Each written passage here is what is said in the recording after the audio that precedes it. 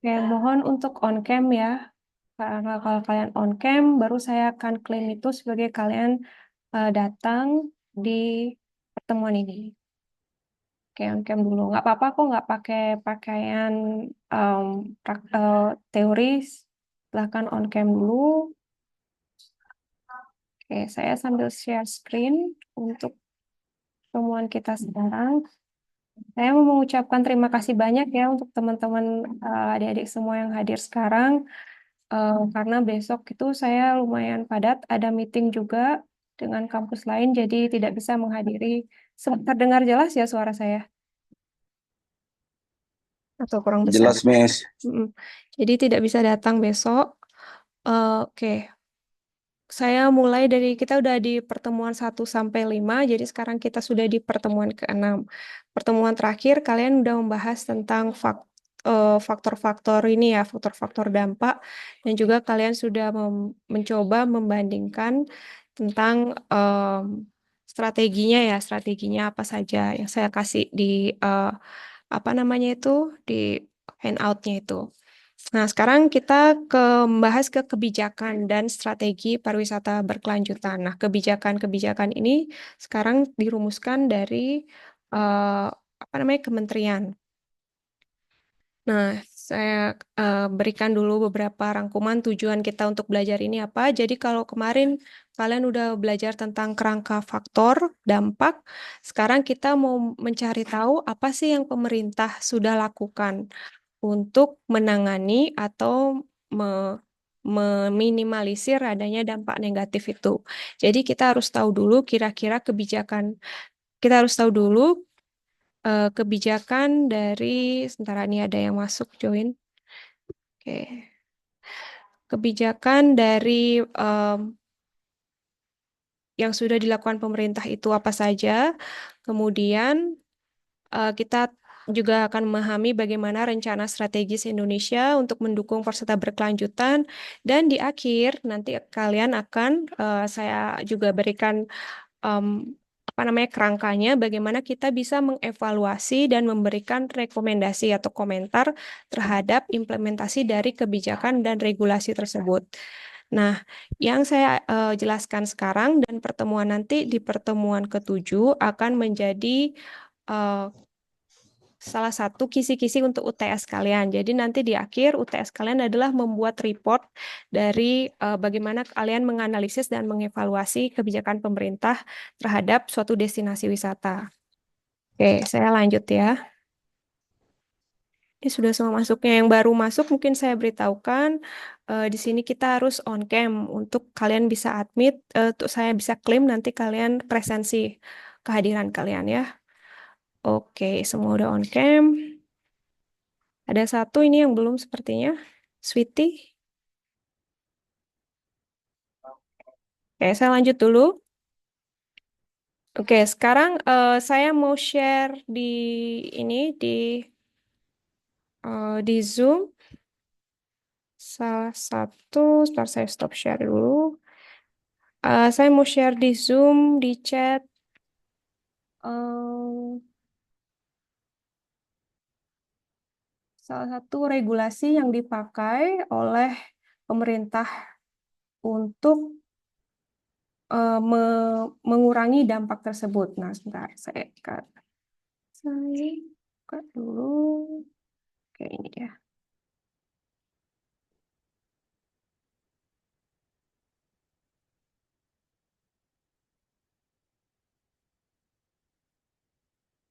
Masih uploading. Nah, itu saya kirim ada satu halaman saja.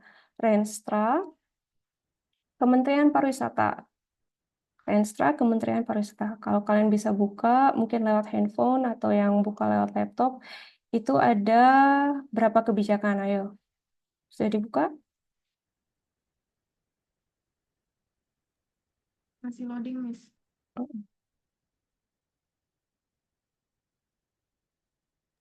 8. 8. 8 nih. 8, berarti semua sudah buka file yang sama. Ada yang lebih dari 8 atau kurang dari 8? Enggak ya? Oke, semua sudah di ini yang sama. Sekarang saya share lagi PowerPoint-nya. Oke. Nah, itu ada 8. Nah, kita sekarang coba rangkum ya, dari ke-8 itu, di sini ada 10. Nah, yang mana yang ada 2 yang tidak termasuk strategi nasional? Coba kita satu-satu ya. Mungkin dari pelestarian budaya, ada nggak di situ? Kita baca di arah kebijakannya. Ada 1 sampai 8. Arah kebijakan 1, inovasi dan perumusan kebijakan pariwisata. Kebijakan 2, pengembangan SDM dan kelembagaan yang unggul. Kebijakan 3, pengembangan destinasi pariwisata dan infrastruktur. Kebijakan 4, peningkatan investasi dan tata kelola industri. Kebijakan 5, pemasaran pariwisata dan ekonomi kreatif. Kemudian kebijakan 6, pengembangan produk wisata dan event. Kebijakan 7, pengembangan kreativitas. Kebijakan 8, mewujudkan tata kelola pemerintahan yang baik dan bersih. Pelestarian budaya ada nggak disebutkan ya? Udah. Enggak, oke, makasih. Siapa tadi yang jawab? Dharma. Ya, Oke, Miss. thank you, Dharma. Eh, Gusti. Gusti, Gusti. oh, Gusde, thank you, Gusde. Oke, yang SDM dan kelembagaan itu yang mana? Ada?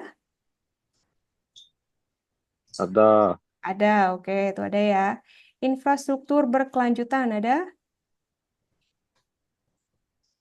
Ada, Miss. Ada, thank you. Produk wisata dan event? Ada. Ada, thank Ada. you. Let's see, kebijakan inovatif? Ada. Ada, oke. Apa lagi? Produk ekonomi kreatif dan digital? Ada, Miss. Ada, thank you. Tata kelola pemerintahan? Ada. Ada. Integrasi atraksi wisata? Ada, Miss. Ada? Ada itu? Ada, Miss. Nomor berapa dia? Nomor 8. Integrasi atraksi wisata. 8 adalah mewujudkan tata kelola pemerintahan yang baik dan bersih. Ayo, ada apa enggak itu? Tidak, Miss. Enggak, Yakin atau Miss. tidak? Pasti ya. Enggak ya, berubah ya. Enggak ada di situ ya. Tata kelola industri?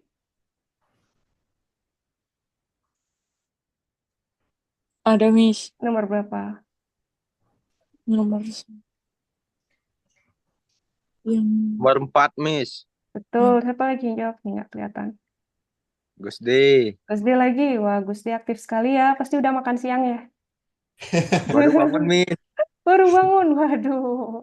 Langsung gini ya. Fresh ya, lu baru bangun ya. Oke. Ya, Miss. Pemasaran dan kemitraan. Ada?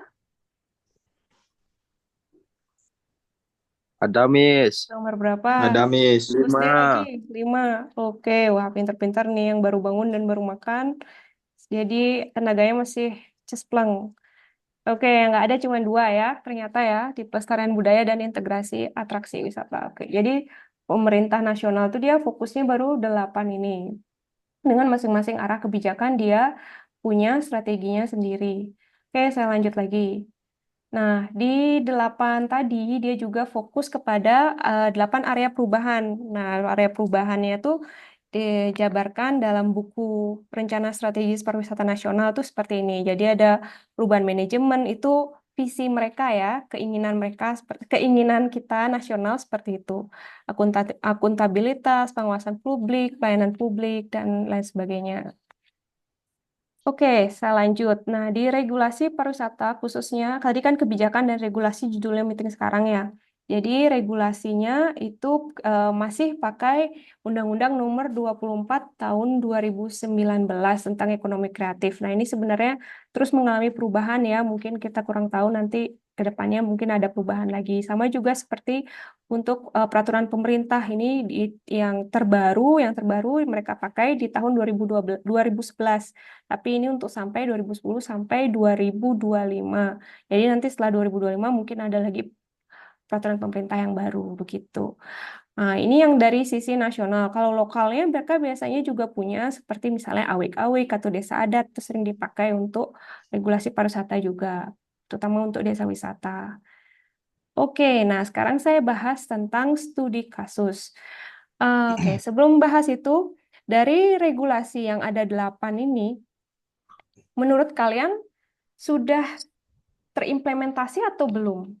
Semua yang di eh, kalian bisa lihat lagi di PDF-nya yang saya kirim ya, yang strategi mereka, strategi pemerintah itu kan misalnya nih yang pertama nih, yang yang nomor 4 misalnya arah kebijakan 2 yang nomor 4 peningkatan kapasitas SDM industri pariwisata dan ekonomi kreatif. Menurut kalian sudah terimplementasi dengan baik tidak yang dicanangkan atau yang diinginkan oleh pemerintah? Ada yang mau beri komentar mungkin? Gusti mau beri komentar? Atau Dharma? Atau yang perempuan nih dari tadi harus woman juga, woman empowerment nih kalau mau kasih komentar silahkan. Ada?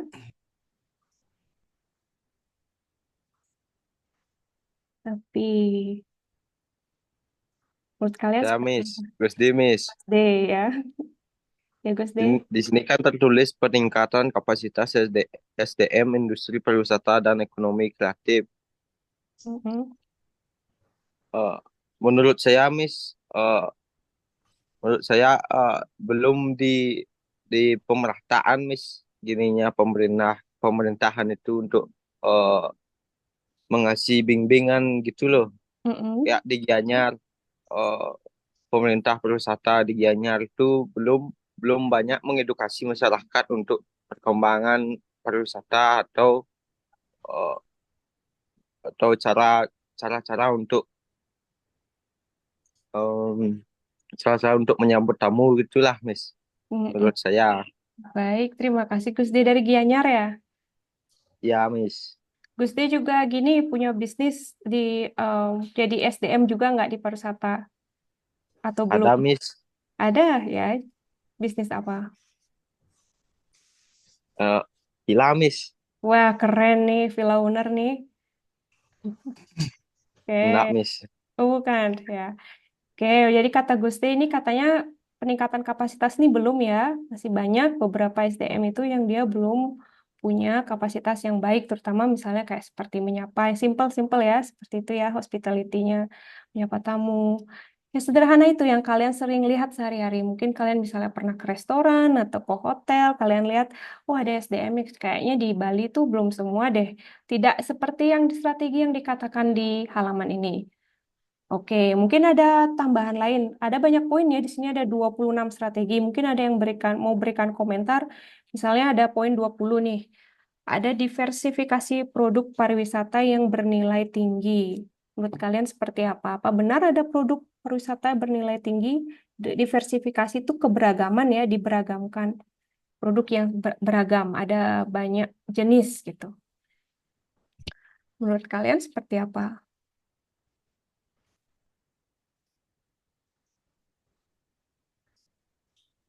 Ada yang mau beri komentar? Seperti tadi yang Gus D lakukan tuh bagus ya, komentar dari Gus D itu jadi pakai pengalaman sehari-hari aja apa bagaimana biasanya kondisi sehari-hari. Menurut kalian observasi yang kalian lakukan seperti apa? Hasil observasi yang kalian lakukan ada tanggapan? Atau semuanya tahu-taunya sudah terimplementasi dengan baik menurut kalian? Oh semua udah bagus nih Miss, kayaknya nggak ada komentar.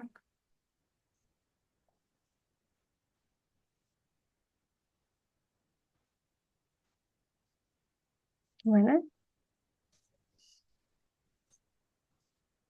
Ada yang mau komentar?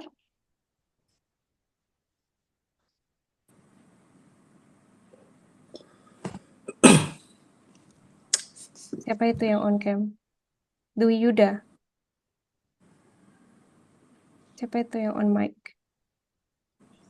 Yuda mau bicara? Ya boleh Miss. Ya, Nggak bisa on cam nih ya? Nggak apa-apa Miss ya? ke yo. Kalau nggak bisa on cam gimana yo? Udah dicoba diklik ada tempelan mungkin di kameranya. Enggak, Enggak. enggak diizinin dari gininya jadi dari webnya nih, Miss. Sebentar. Oh, enggak sih, saya semuanya bisa yang lain. Dari saya nggak ada ini.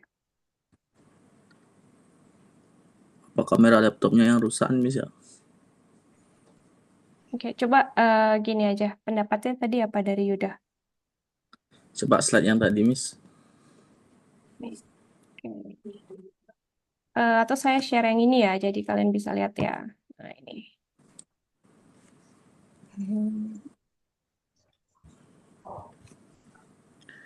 Saya tertarik dengan SDM yang tadi, Miss. Yang poin yang keberapa tadi itu?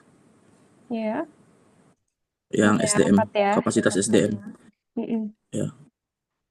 Untuk strategi ini seharusnya pemerintah bisa lebih mengedukasi si SDM yang ada di kawasan wisata. Mm-mm. Karena Contohnya. SDM, saya rasa SDM-nya kurang gini ya, kurang respect lah terhadap wisatawan yang ada di sini. Contohnya yang apa namanya, kayak membandingkan mengkotak-kotakkan wisatawan, kayak foreigner, wisatawan lokal kayak gitu tuh. Kalau foreigner lebih khusus dia gininya, treatmentnya. Kalau lokal lebih acuh nggak acuh dia kalau gini dalam gini pelaku wisata yang ada di Bali ya khususnya. Karena saya sering kalau jalan-jalan ke resto tuh treatmentnya beda, Miss. Meskipun kita yang beli gininya apa namanya belanja beli makanannya lebih mahal tuh kan.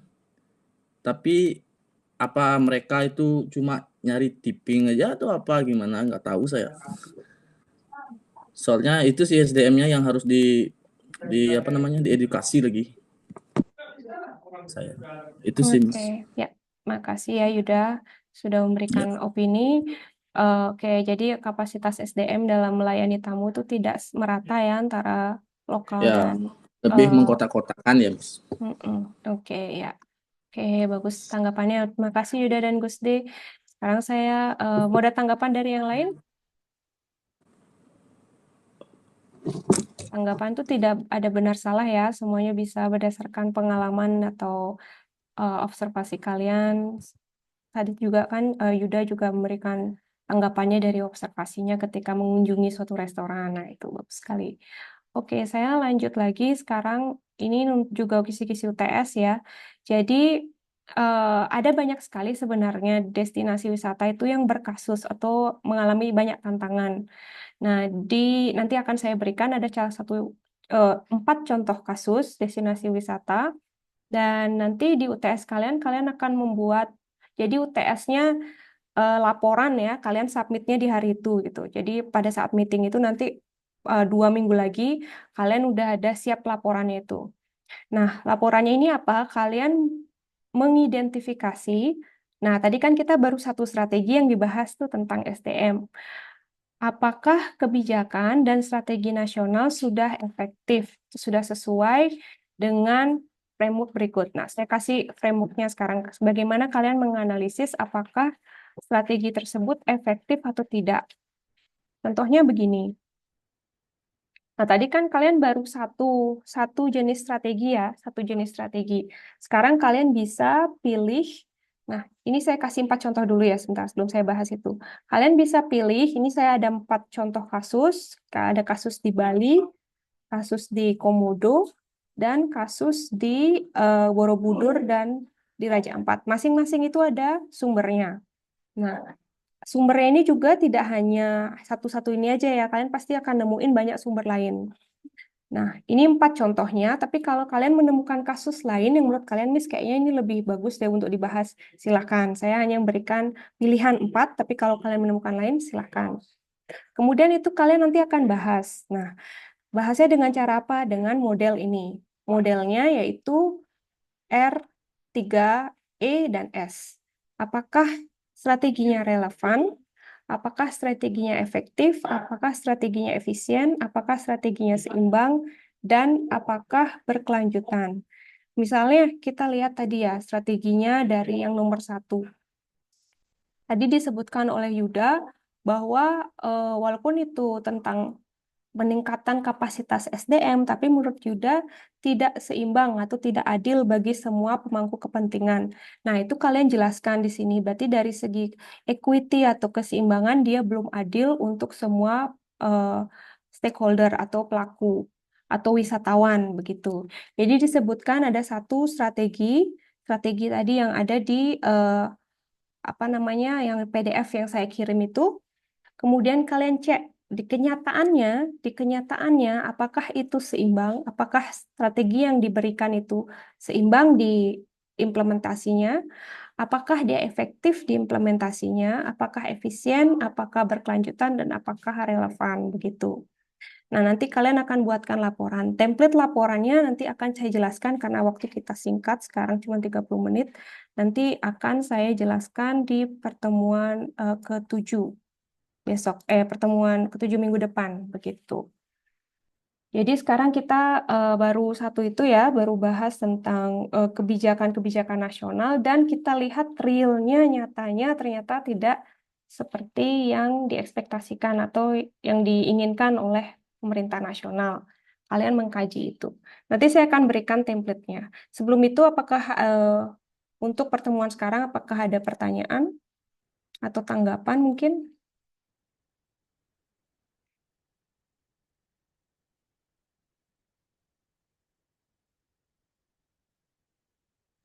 Sejauh ini cukup sih, Miss. Cukup ya, oke. Saya lihatkan lagi. Jadi saya summarize ya. Kita udah belajar tentang, sudah membahas sedikit tentang kebijakan dan strategi pariwisata berkelanjutan. Saya udah share juga apa saja itu kebijakan dan strateginya. Kemudian nantinya di UTS kalian bisa menganalisis studi kasus. Nah, studi kasusnya bisa dipilih dari 4 ini atau kalian cari lagi yang penting ada referensi. Yang penting ada referensi. Dari strategi itu kalian analisis apakah dia sudah terimplementasi. Gimana caranya untuk menganalisis apakah sudah terimplementasi? Gunakan model ini. Kalian cek satu-satu apakah berimbang, apakah efisien, apakah efektif, apakah relevan, dan apakah strategi itu berkelanjutan. Apakah semua strategi dianalisis? Tidak. Hanya pilih satu yang ada di komponen di arah kebijakan apa yang mau kalian ambil. Misal, saya buka lagi yang arah kebijakannya ya. Yang tadi saya share di sini. Nah, misalnya kalian mau fokus ke arah kebijakan pengembangan inovasi. Jadi hanya ada 3 strategi. Begitu. Tidak semuanya kalian harus analisis. Misalnya kalian fokus pada pengembangan produk wisata. Oh, ternyata dia lemahnya di pengembangan produk wisata. Berarti hanya 2 yang kalian analisis. Gitu.